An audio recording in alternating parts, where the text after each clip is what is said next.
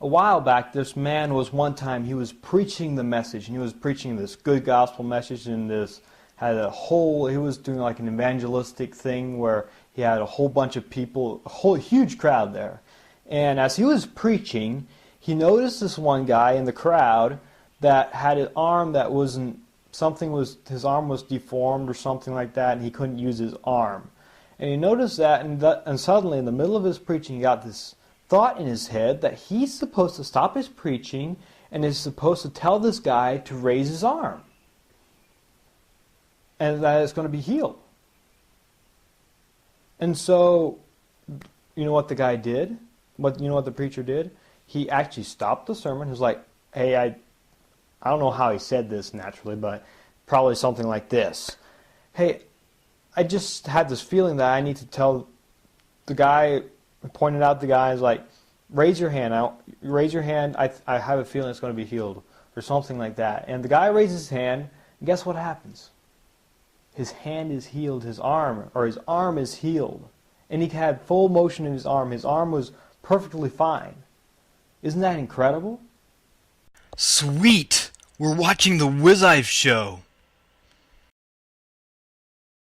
Now, when I was thinking about this story, I asked myself the question, okay, what would have happened if this guy, this preacher dude, had not actually done something? If he had gotten the thought and then he just kept on preaching and wouldn't have actually stopped the sermon to tell this guy to raise his arm, and then his arm would be healed. What would have happened? See, nothing would have. The guy would have kept on living with his arm that wasn't healed, with a bum arm. And the preacher would have kept on preaching. It might have been a good message, but he would have missed an opportunity for God to do a miracle. See, it wasn't the preacher that caused this guy's arm to be healed. It was God that caused the arm to be healed. God spoke through this preacher into his spirit and was like, hey, you got to stop this, you got to do this, and the guy did it. See, it's the same thing with us. A lot of times we get these thoughts in our minds where we're thinking about, well, I think I maybe should do this or maybe should do that, but then we don't do it. And that's not good. We gotta step up, and we gotta do it. See, I want to back up a little bit here before the main point that I want to bring out in this video is the point that the last 3 weeks, if you've been watching my episodes, have been watching the videos that I put up, I recommend that you do if you haven't yet. So go back, stop this video, go back and watch those. But anyway, if you've been watching it, here's what you've learned. You've probably learned about how to really love God, how to know if you really love God. You've been challenged about it. You've been also found out that you got to kind of know God before you can love Him. Makes sense. Anyway, in this video, I want to point out how that once you actually love God, then what's it going to look like? And you'll actually be able to do miracles like this guy did, like this preacher guy did. Now, of course, you need to actually take action and listen to the voice of God, the Spirit of God within you, so that you can do the miracle. It's not you doing the miracle anyway, but so that you can take the action so that God can do the miracle. Does that make sense? And the point I want to point out is the simple fact that when you love God, God gives you power.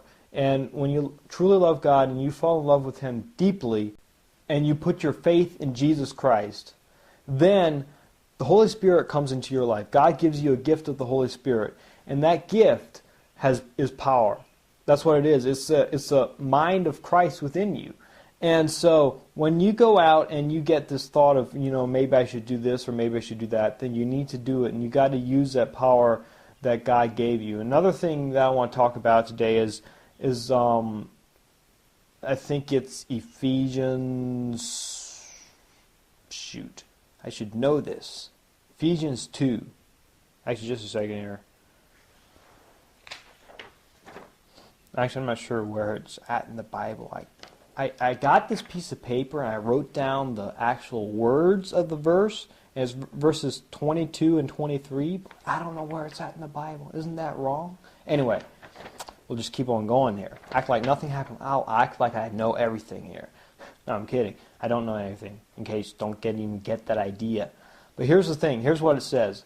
But the fruit of the Spirit is love, joy, peace, forbearance, kindness, goodness, faithfulness, gentleness, and self-control. Now I'm going to go over these a little bit. I'm going to go over them quickly so that this video doesn't last 30 minutes. But here's the point.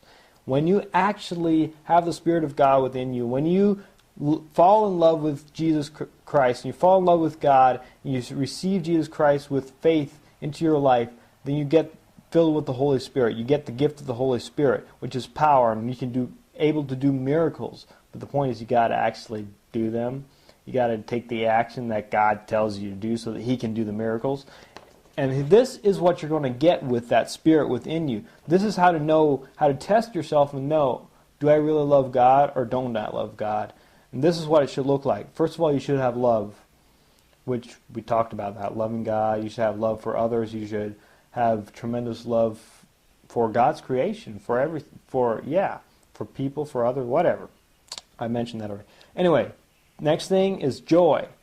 See, when you fall in love with God, the main thing that you can get, the only way you can really rejoice is if you love God.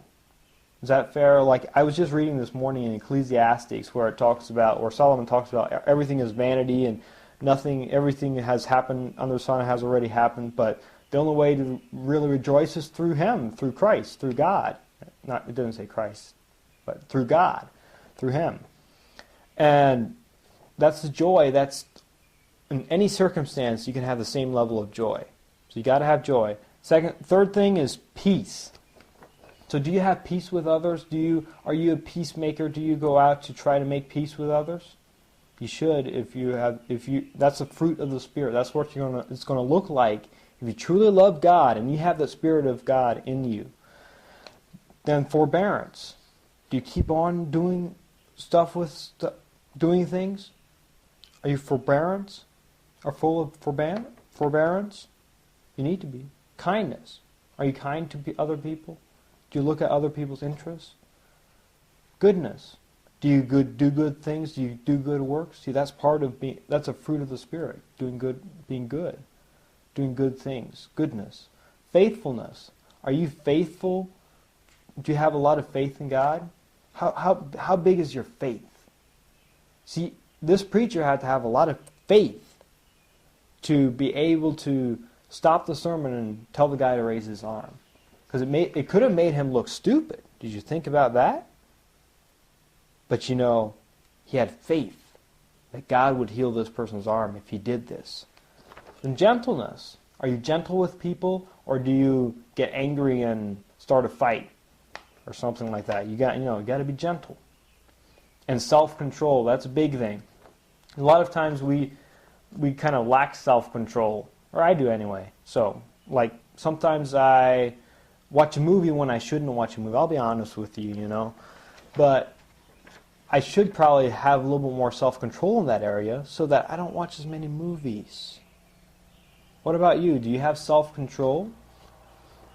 I have a lot of self-control, but there's some areas that I don't. And see, that's the fruit of the Spirit. If you have all of those, you have love, joy, peace, forbearance, kindness, goodness, faithfulness, gentleness, and self-control, then you have the fruit of the Spirit. Then it shows you, then it's kind of proof that you love God. I don't know if you can hear the tractor going past on the road, but it's kind of loud. So if you hear that, just ignore it. We'll go on here. So the point is, test yourself. You got to make sure that you love God and that you're not just going through life and that you have a false salvation. The other evening, we watched this video on True and False Conversion by Ray Comfort. You can probably find it online if you just search for Ray Comfort, True and False Conversion. So you can put that in Google, search for it. I really recommend watching the video because it's really good. And it talks about how a lot of times people get falsely saved, if that kind of can happen really. But pretty much what he talked about is the soils, the parable of the soils, where some seed fell on rocky soil and then it sprouted up for a little bit, but then the sun came out and withered it, and it withered. And then there's other that fell among the thorns, and so it grew up, but then it got choked around in thorns. It got choked by life. The lust of the flesh came. It didn't have self-control pretty much. And then some of it fell on good soil and it multiplied. And so you want to fall on good soil. He talked about how the other soils, are a false conversion. Like the people they believe for a little bit, but they don't really have the fruit of the Spirit. And it's not really a true conversion. So you got to make sure that you have a true conversion, that you do have this fruit of the Spirit, because that shows you if somebody's born again, if they have the fruit of the Spirit. So that's another way to go out and see if somebody is born again. Hey, do you have the fruit of the Spirit?